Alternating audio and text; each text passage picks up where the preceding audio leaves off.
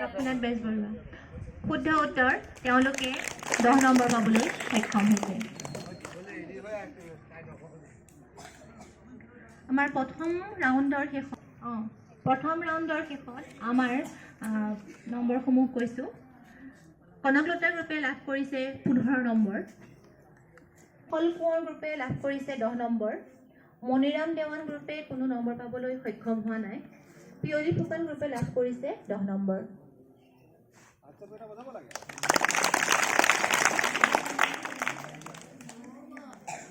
গ্ৰুপৰ পৰা আৰম্ভ হ'ব এতিয়া 6 নম্বৰ গ্ৰুপ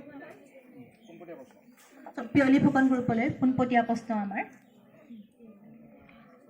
পৃথিৱীৰ আটাইতকৈ সৰু নদীদ্বীপটো কি